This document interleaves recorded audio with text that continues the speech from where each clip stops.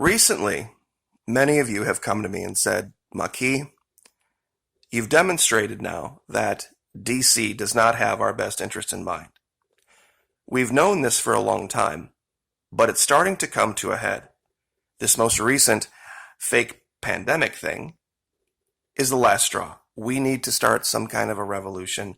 How can we do this? Well, my opinion is this. We're not quite there yet as far as the people of this country. And let me explain why. Are they deserving of it in DC? Absolutely. But there's still a problem in this country with the people that we would need to rise up. The Bible teaches of this God, little g, named Mammon. Not Almighty God, capital A, capital G, but this littler one. Mankind has had a problem following Mammon for a very long time. It is literally the crux of the argument of capitalism, socialism. Even the military teaches you that you are part of a unit and you are part of a team, and you will not succeed in any mission if you go into it with some type of desire for personal glory or personal gain. I made a video not very long ago, I think a day, maybe two, where I said I would have just about any South American in my foxhole, because if they're on your side, they're on your side to the death. They're very loyal people. Now, some have said you shouldn't speak in absolutes. They're correct. Not all of them, of course. They have way more people down there than we have here. They have twice our population.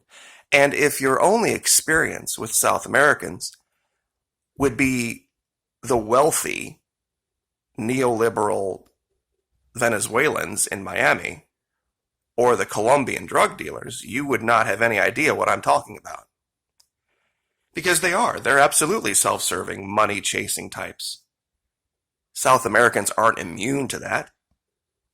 But there's a much larger group that value the well-being of the whole more than they value the well-being of the one, the individual.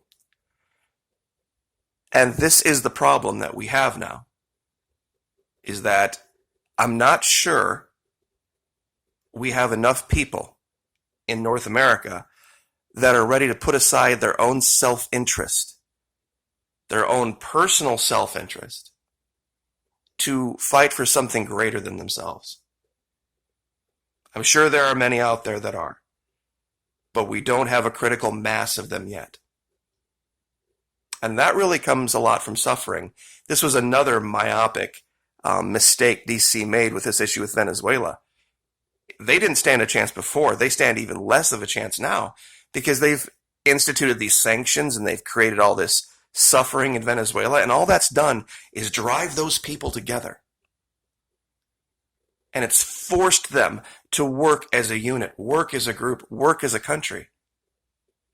It makes it even less likely they're going to be able to bribe their way or extort their way into controlling the soil, which is the goal. And we've shown clearly that it wasn't socialism that killed Venezuela. Venezuela's been socialist since the 1920s. And did so successfully that they sent us free heating oil. Hugo Chavez did that. And provided free gasoline for their entire population and food that was so low cost it was really not even part of your budget. Now, I would like to share something that I think would be a little bit entertaining that might illustrate this better. Game of Thrones, Season 4. Some of you might remember this from having watched it. For those of you that didn't watch the series, Renaissance era kind of fantasy stuff, but this fight scene was very instructive to this end. There was this guy on the right, known as the Red Viper, Oberyn Martell. um, comes to fight on behalf of this little midget guy in the lower left here. But the real reason that he's there to kill this big, huge knight, this black knight that goes by the mountain, his name is Thorbjornsen, he's actually a strongman, is because he's trying to avenge his sister and her children who were killed by this evil big black knight guy, this what they call the mountain right here. He almost does. In fact, he brings this guy to his knees. And because he has this self-serving motive, he ends up making a mistake and getting his head crushed in. And I'm not going to show that, but those of you that have, you can find the scene on YouTube. It's free. He was using this weapon called a polearm, poleaxe, halberd. And what he does, and just real quick, I just want to show you how big Thorbjornsen, and he is just an enormous, enormous man. He's won many strongman competitions. I can't, of course, show the entire clip because HBO has, copyrighted it. What does he do? As he's going by, he cuts the man's, basically his Achilles on his right leg. Now, those of you that have ever had an Achilles injury, a tear or a strain or a bruise, it's the end of you standing up. You will not, with a torn, ripped Achilles open with a blade like that, you will not be able to stand. And this is where he almost ends his life. He runs over here and puts this in his chest, but he crawls on top of the guy and tries to get him to confess. And this guy's big enough, strong enough that he grabs him and rolls him over and uses his hands and crushes his head, and everybody who's seen it remembers it. The point that I'm making is this. The man would have won the fight had he not been so self-serving, had he not been so selfish. You see, today in this country, we have a big giant we have to face as well, called DC. Well-armed, well-armored. In a straight-up punching match, no chance. But we would need to have a group of people that had put aside all self-interest. Kind of like our founding fathers did. They even referenced it, that they pledged their common fortunes and were risking everything. And they threw it all together in one giant pot to start the revolution, privately financed. I'm not sure we have that critical mass of that group of people yet in this country willing to do what would need to be done to take down Washington, D.C. And you would need some very wealthy, very powerful, patriotic people to do it. It couldn't just be AstroTurf. It couldn't just be online. Because even if you have a small group that's willing to be bought off and sell out the rest of the group, it's just not worth it. Venezuela is a great instructive lesson because we see a large critical mass of people, the Chavistas, that will not sell out, that will not give in to the bribes, that will not give in because it's hard or it's difficult. Matthew in the Bible speaks of this. No man can serve two masters, for either he will hate the one and love the other, or else he will hold to the one and despise the other. You cannot serve God and mammon, capital G, Almighty God, small m, mammon. And this is where we're at right now, because if you really pay attention to what they talk about on the news about this pandemic, it's less about the death. It's less about those who have passed on. And it's more about how can we get rich again? How can we make money, more money, get back to big stock market numbers again?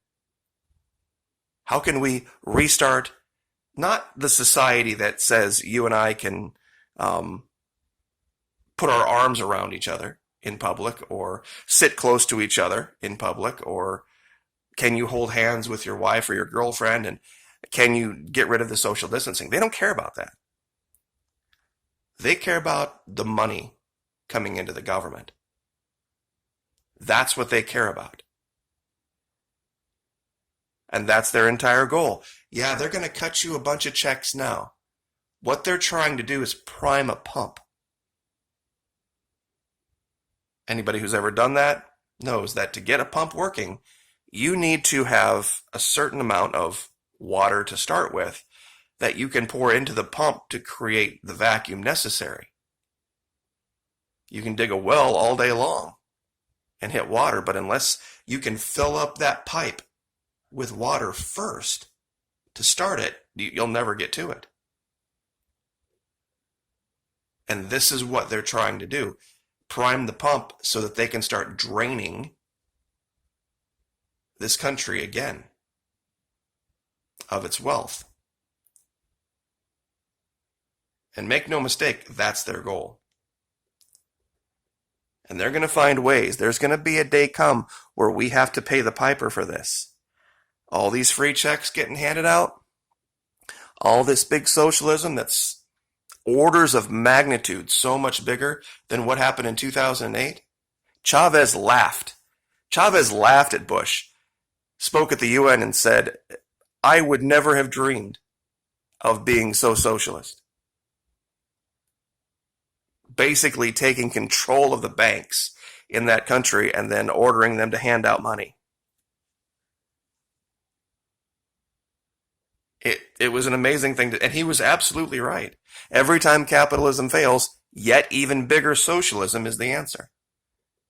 Instead of trying to install proper bottom-up, grassroots, democratic socialism at the local level,